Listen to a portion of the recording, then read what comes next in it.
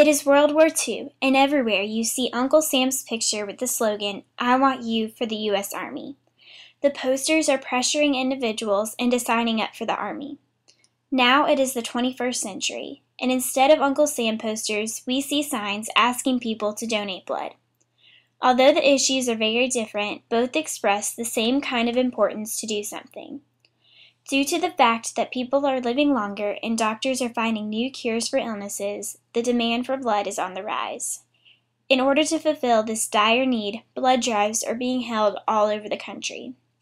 Margaret Atkinson's article, "Have a Courageous Heart, Donate Blood," was written to encourage people to give blood. By comparing and contrasting several observations, one can see the many issues involved with blood donations. As the need becomes more prevalent, select people are given the responsibility to donate blood.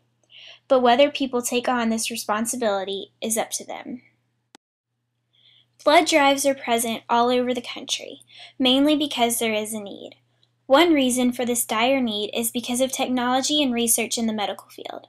Medical researchers must use blood to find new cures for people, and so they have to test out different ways that the blood can be used. These tests require a large supply of blood. Blood is also needed for the cancer patients, trauma-related accidents, and surgical procedures. Car accidents occur frequently, and unfortunately, many people are severely hurt in those accidents. People can lose a lot of blood in a short amount of time. These common accidents require a great deal of blood. Because blood is in a constant demand, it is continually being used. But the blood that is not used will inevitably just go to waste. Unfortunately, all blood expires. Because of this, the blood must be constantly replaced. Blood can only be contained for a maximum of 42 days, and after that it is useless. People must continually give because of the need for blood is a never-ending cycle. According to Margaret Atkinson's article, it is our responsibility to give blood. The task is for healthy people only. Atkinson states that there is no easier way to show appreciation for good health. Most people, if asked, would rather be the healthy person that is giving blood, rather than the sick person that needs blood. Atkinson simply wants people to be grateful that they are healthy and able to give. Despite the fact that many people are considered to be healthy, the American Red Cross places many regulations on those that would like to give blood. For instance, there is a weight minimum of 110 pounds, and people who have recently received a tattoo may not give blood. These strict regulations make it harder to find healthy people, and so the blood bank continually runs low. Despite what the Red Cross says, they do not accept every healthy individual. There is a group of people that is rejected from giving blood, whether or not they might be considered healthy. No one considered to be a homosexual man is allowed to give blood. According to the FDA, this is defined as anyone who has had sex with another man. The regulation prevents the spreading of HIV. Out of all the homosexual men in the United States, 8% have been tested HIV positive. The FDA believes that the risk of patients getting HIV is way too high for homosexual men to be donating blood. While homosexual men are not allowed to give blood, prostitutes and drug offenders are allowed to give 1 year after their felonies. After a recent poll, 60,000 homosexuals said that they would give blood if given the chance. Although there is a possibility of someone obtaining HIV, is it worth rejecting eligible people to give blood in this time of great need?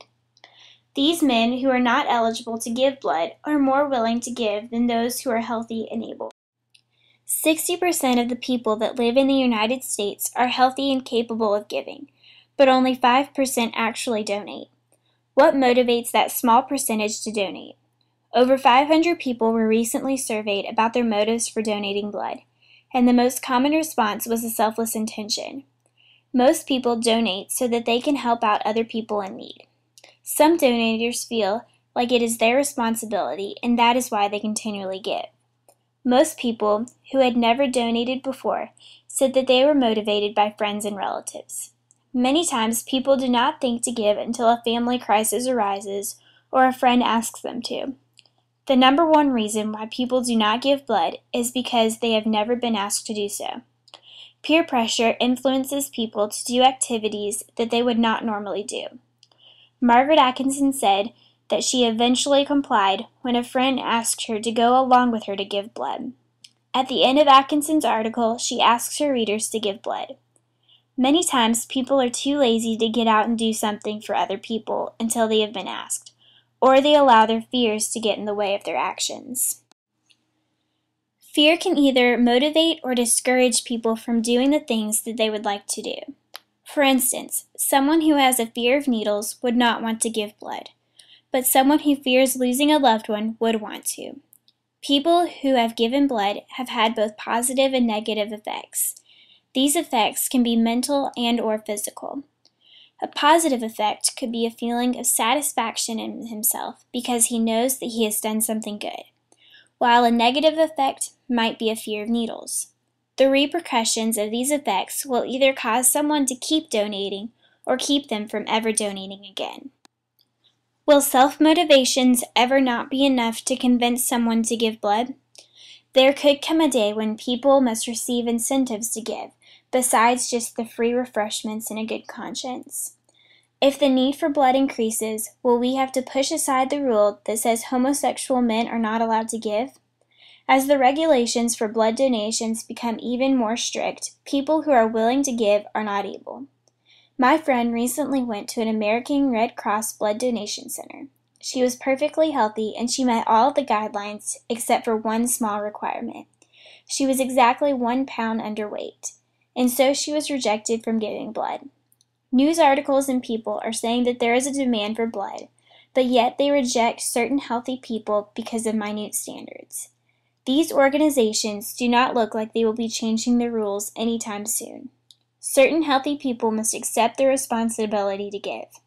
By comparing and contrasting Margaret Atkinson's article, I was able to see why people place such an importance on blood donations and why there is a need. There is always a chance that one day you might need blood.